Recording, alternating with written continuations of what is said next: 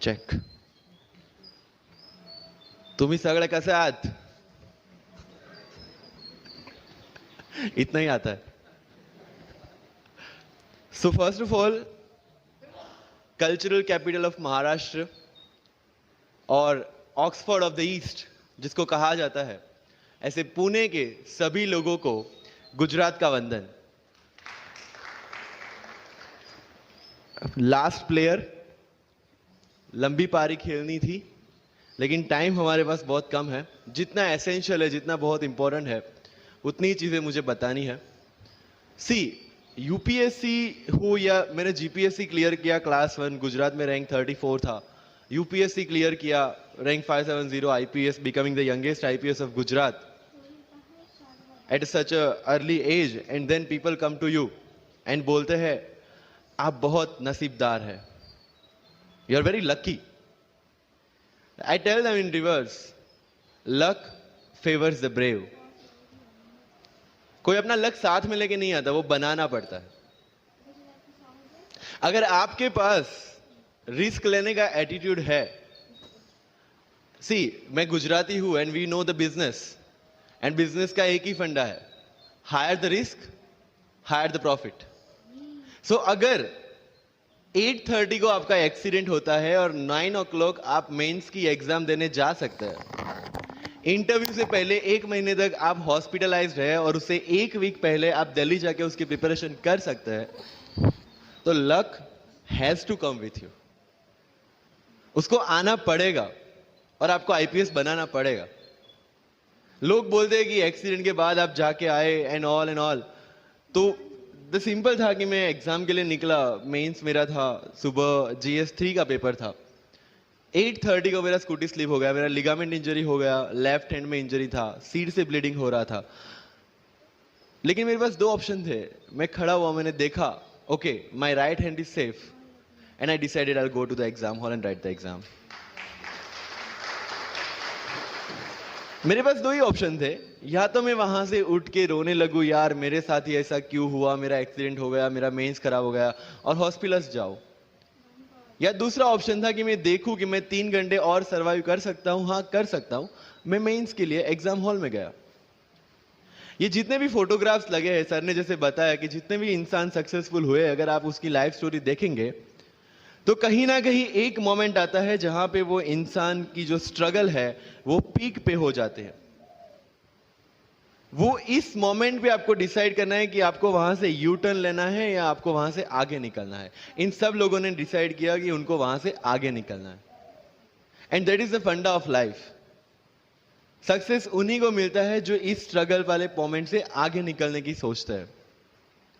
जब भी आपको लगे कि आपके सिर पे बहुत मुसीबत है, जब भी आपको लगे कि आप हर तरह से गिर चुके हैं, जब भी आपको लगे कि आपके पास कोई ऑप्शन नहीं है, तब एक चीज आप अपने दिमाग में लाइएगा कि यही मोमेंट है जहां से आपकी तकदीर बदलने वाली है. क्योंकि डायमंड जो होता है वो जितना ज्यादा घिसता है उतनी ज्यादा उसकी वैल्यू होती है. सोना जो होता है वो जितना ज्यादा तपता है उतनी उसकी वैल्यू होती है. अगर आप जिंदगी में तप रहे हैं, अगर आप जिंदगी में घिस रहे हैं, अगर आपको लग रहा है कि आप हर तरह से मुसीबतों में गिरे हुए हैं, तभी आपकी जो वैल्यू है वो बढ़ने वाली है. और यही मेरा एटीट्यूड रहा है. लोग बोलते हैं कि तुम्हारी फाइनेंशियल कंडीशन ठीक नहीं थी, पापा इलेक्ट्रिशियन थे, मम्मी हाउसवाइफ थी, डायमंड के कारखाने में काम करती थी, उसके बाद उन्होंने मैरिज में रोटियां बनाने का काम किया और उस तरह से मैं पढ़ा.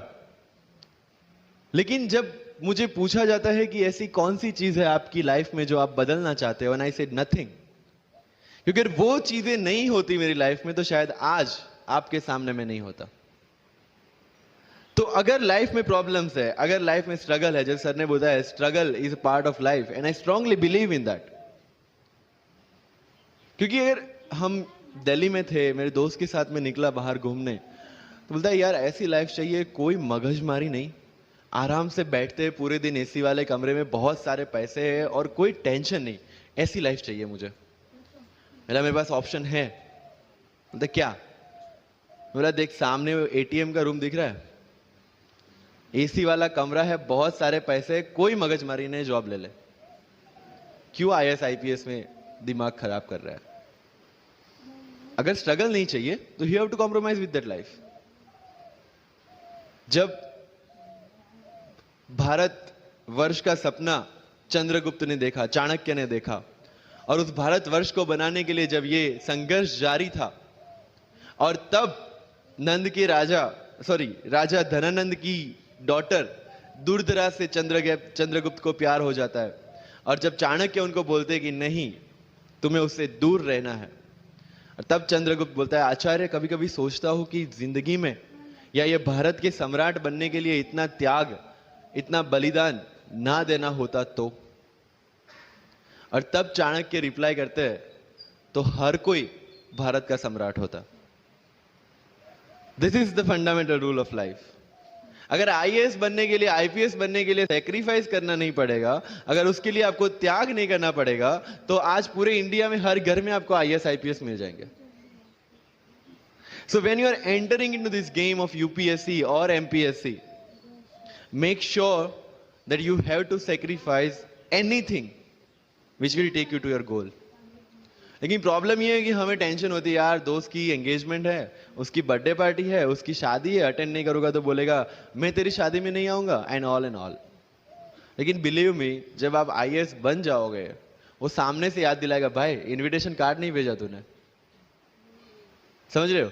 तो जो कुछ भी इसके लिए सेक्रीफाइस कर रहे हो, वो जब आप उस पोस्ट पे पहुंचोगे, सब कुछ वर्थ है, सब कुछ। मेरा इंटरव्यू था यूपीएससी का, मुझे एग्जैक्ट डेट याद है, 23 मार्च को मेरा इंटरव्यू था। 20 फरवरी को मुझे हॉस्पिटल में एडमिट किया गया क्योंकि मुझे इन्फेक्शन हो गया था बॉडी में, एंड बहुत हाई फीवर था, तो आईवी के अलावा कोई ऑप्शन नहीं था। 1 मार्च को ठीक होके मैंने सोचा चलो दिल्ली निकलते हैं। 2 मार्च को मैं दिल्ली पहुंचा। 3 मार्च को वापस से टॉन्सिलाइटिस का अटैक होने की वजह से फ्लाइट लेके वापस से पालनपुर, अहमदाबाद, अगेन हॉस्पिटलाइजेशन। 15 मार्च को I got relieved from the hospital. 16 मार्च को मैं दिल्ली पहुंचा, और 23 मार्च को I gave my UPSC interview. तो 1 महीने का हॉस्पिटलाइजेशन। उसके बाद जब दिमाग में ये था कि मेरे साथ जो लोग इंटरव्यू दे रहे हैं वो 1 महीने से प्रिपरेशन कर रहे हैं, एंड 1 महीने से मैं हॉस्पिटल में था, again I thought this is the moment to prove yourself. I went to the interview, और पूरे इंडिया में 2nd highest marks in interview. This is not to say कि मैंने कितना अचीवमेंट लिया, this is just to say UPSC is all about this. मैंने कोई preparation नहीं की थी यूपीएससी के लिए, इंटरव्यू के लिए, but again I scored good marks in interview, because UPSC सिर्फ आपका नॉलेज चेक नहीं करता। Make it very clear in your mind. जैसे सर ने बोला, it's a game of wisdom. आपको पहले ऑफिसर बनना पड़ेगा यहां से। यूपीएससी का काम तो सिर्फ थप्पा लगाना है कि हाँ ये ऑफिसर बन गया। जितने भी आईएएस आईपीएस ऑफिसर्स को आप मिलोगे, you will realise this thing कि ऑफिसर वाली क्वालिटीज इसमें पहले से है।